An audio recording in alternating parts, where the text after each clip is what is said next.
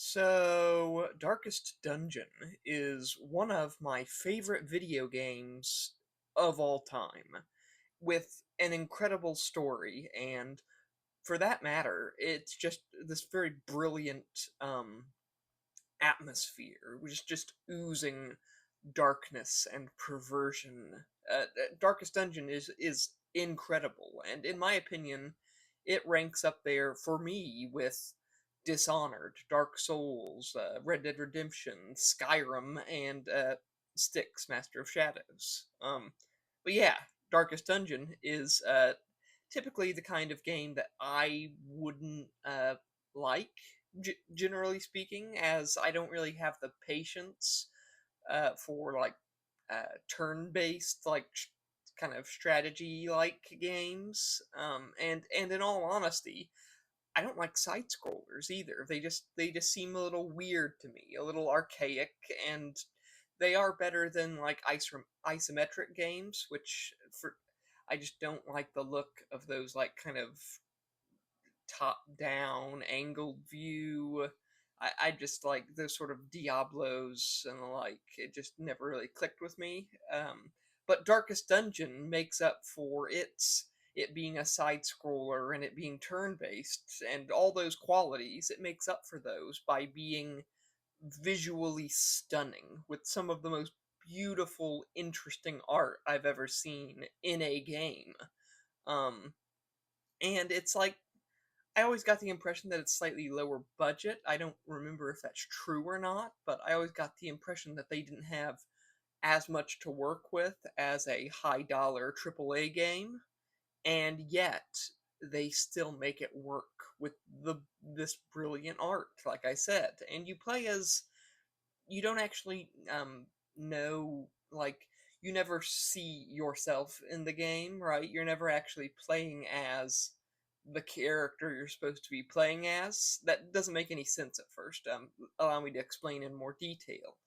Because you are the heir to an estate, this really cool manor in like a fantasy world, sort of a dark Renaissance era, flintlocks and pistols and crossbows, you know.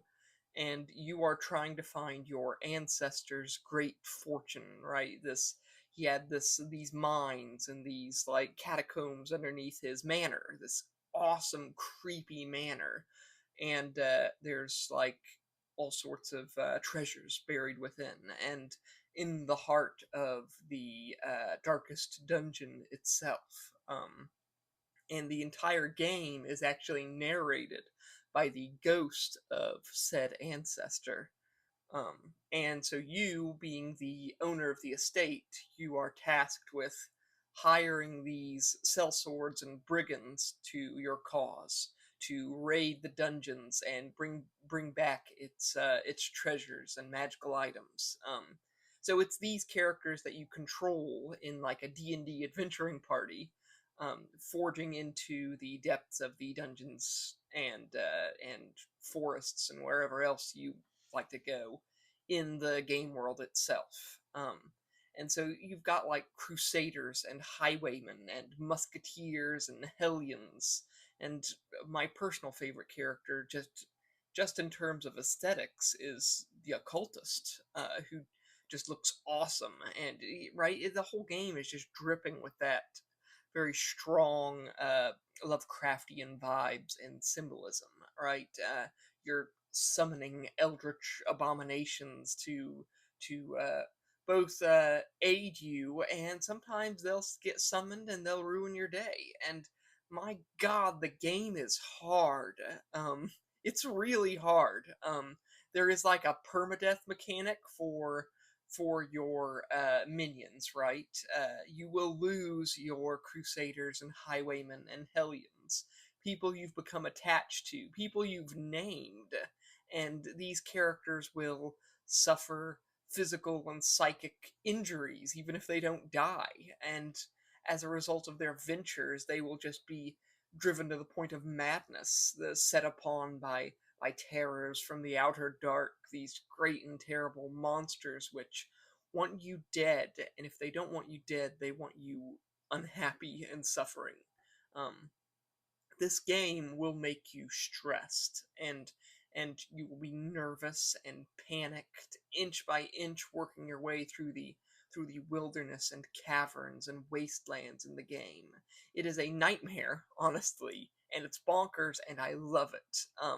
You meet witches and ghost pirates and trolls and bandits, and some of the final bosses in the game are just truly disgusting, beastly, eldritch abominations, and they have inspired my writing in oh so many ways, in ways that even reading just normal Lovecraft stories have not.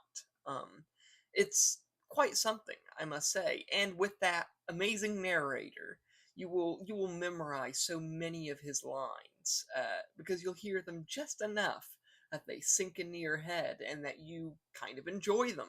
I don't think they get overused enough that it becomes a problem, but your mileage may vary in that regard.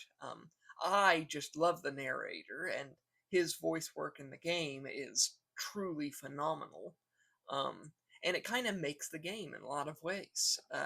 It's just a wicked, wild. Darkest Dungeon is aesthetically and in terms of the world and the storytelling, it's right up my alley and well worth all of the suffering it has caused me and the loss of my beloved occultist and my precious Hellion, who died to a witch. She was thrown in a pot of acid and brutally slain. And oh, I lost my mind on that one. But yeah, that's generally what Darkest Dungeon does to people. It's terrific. The storytelling and narration always picks up where the gameplay might falter sometimes. Yeah, it's brilliant, and as an author, a writer, it has really inspired me in many respects. So yeah, like and subscribe. If you want to hear more about weird, nerdy, slightly spooky stuff. I talk about things like this often. Um, yeah, and buy my books while you're at it. So, yeah, bye.